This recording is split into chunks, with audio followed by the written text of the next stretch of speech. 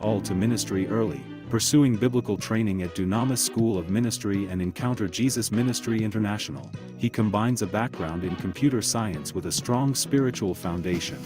Today, he serves as lead pastor of Macedonian Missions Global Fellowship, where he builds a Christ-centered, spirit-led church committed to compassion, truth, and hope. When he's not preaching, Henry enjoys football and spending time with family. His life is dedicated to helping others find purpose in Christ.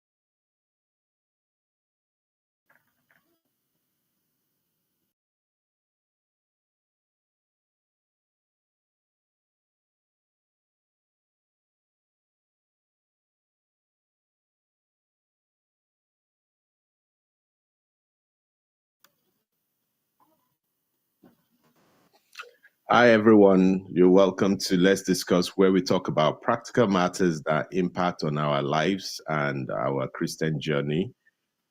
Let's Discuss is a forum where we have non-religious conversation about Christian values and real world things. You're all welcome. If this is the first time you're listening in, feel free to jump in, like, share, subscribe, and more importantly, participate, because we don't claim monopoly of information knowledge, but we are hoping that everyone contributes so that we can see not just one side or our side to things, but to see all sides so that we become more rounded. Today, we'll be talking on a very important topic. I think, let's be honest, money keeps us up at night. It keeps us in a situation where we're covered with sweat. If I were to say after the fear of death, the fear of money is the next thing that keeps people up. The strain that money causes, strains relationship. It even affects even our worship when things are not going the way we want. But there's something interesting. God's never intended for money to have that kind of power over us.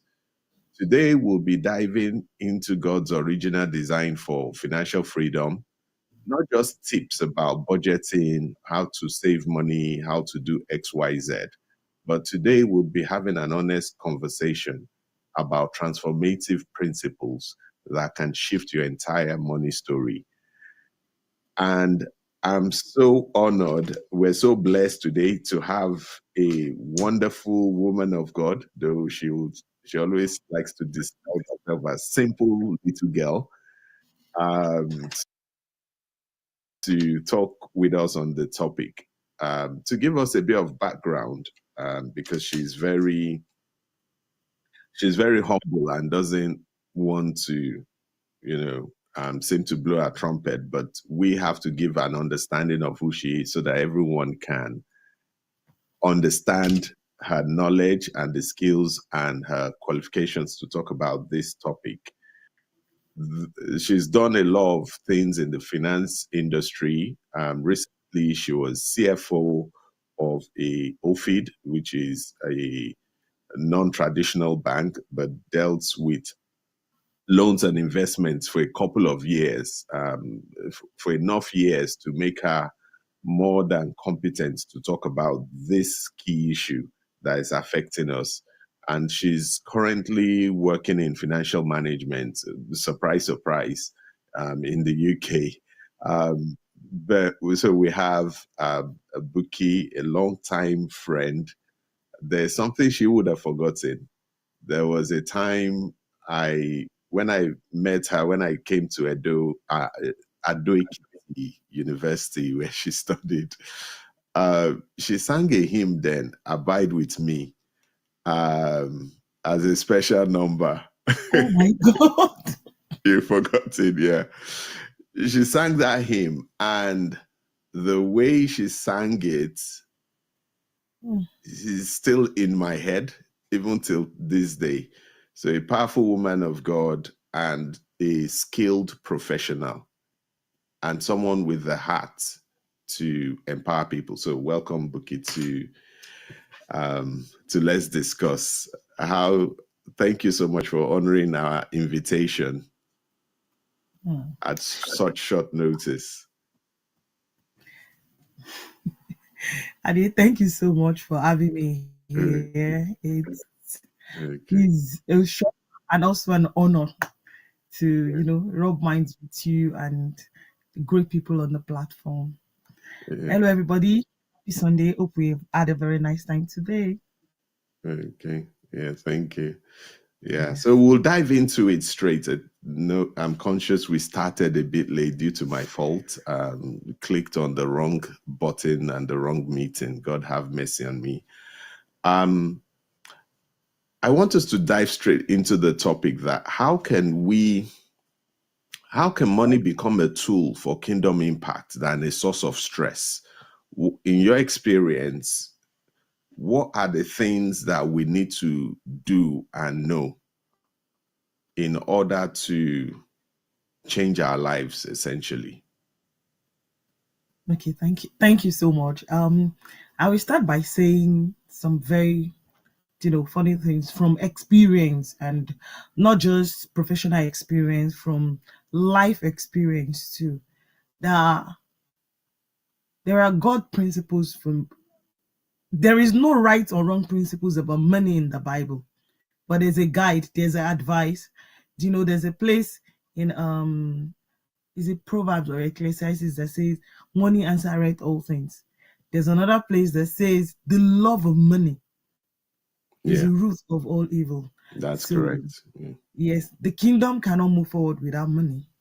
And we need money, but we also have to understand something, that when we talk of money itself has no paper, it has no emotion, it has no loyalty. Do you understand it? Money itself is it's fleeing. One of the Yoruba words that guides me is when they say owo oniran, alejo lowo. Do you understand it? So we need principles and guides to work with it. So I would say that money in itself is not wealth. At least the Bible makes us understand that money in itself is not wealth. Then true fulfillment does not come from material wealth. It doesn't come from money. Money cannot buy you joy. Joy is what the Holy Spirit will give to you. Then there are principles to investing. There are principles to using money well. Money is a tool. I would want us to understand and remember that money is a tool. Is a tool for spreading the gospel. Is a tool for making our life better. Now, what has real value now to me is time, because money is. I want to put it the right way. Money is this money is what your time can buy for you, what your time can get you, value that your time can give to you. So I would say some other things. I just hope I'm not digressing too much from what you want to say. That money is not a talent. Anybody can have it.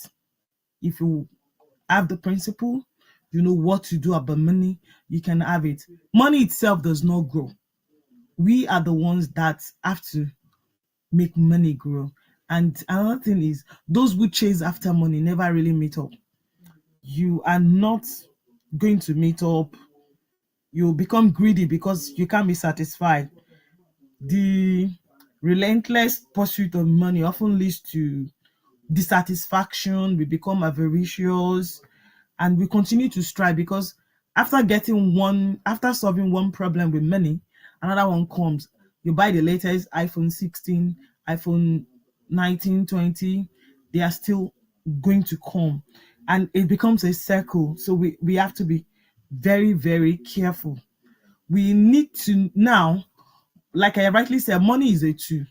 Money is as good as your, what's the tool we use every day? Like the spoon we use to eat is a tool. Yeah. So you need to know what to do with it. Mm. Even if you have money, you don't know what to do with it, you are going to end up in the same place where you started. You are not going to move forward. And the same thing also happens to you. We need a rounded approach where money is a means to our purpose, not the end in itself. Yes, that is one of the key things that keeps me moving, because I remember one time like that when was working in Yabatech, then I moved to the corporate world, and I was getting almost 10 times what I was getting before, and I'm like, oh no, now I'm never going to need money again. But in less than 3 months, everything about me changed. I found out that that money is not enough. That time I would always ask my dad, I would talk to people who are older, that how you've been managing this thing, what is really happening. It was Mm. then I discovered that if we don't have purpose, we don't know what to do with money. Wow. Money is a tool to achieve your purpose. Is money in itself is not your purpose. When money becomes your purpose, it becomes a master that keeps demanding from you. Sacrifice more, it needs more attention. But if we see money as a tool to achieve our purpose now, so we know where we are going, we need to know our purpose before we can start talking about money. You need to know why you are here, and when you pursue your purpose, contentment comes along with it. Contentment comes along with it, because I've always also wondered, I would always say one thing, that politicians and thieves, they they are from the same clothes, they are from the same set of clothing. Yeah, right. Why do you say that? You see someone who has stolen. I heard the story of a young guy that was working for one of the telecommunications company in Nigeria, and he was releasing the pin for the airtime, and he had made a lot of money, defrauding the company from that. I heard this guy would sometimes travel abroad for 3 days and come back, sometimes weekend, and I'm like, why was he still there? And he said he felt he could continue to make that money. Mm. That's talking. That's why a politician will be in office, no purpose, nothing to achieve, but just to amass wealth. And what do they do with it at the end of the day? Nothing. Wow. Nothing. No matter how rich you are, you can't cook a cup of rice with a bag of salt. You can't even cook. You can't cook a whole cow, the ox, with a bag of salt. Mm. Those are what I call control measures. So we have to know what our purpose is. Then you also have to plan. Yes, the Mm. Bible agrees with all this. Mm. Luke 15, Luke 12:15, that true fulfillment does not come from material things. Mm. Proverbs 21:5 say that money and planning, they go hand in hand. And then there's no way we want to talk about money, we will not talk about skills.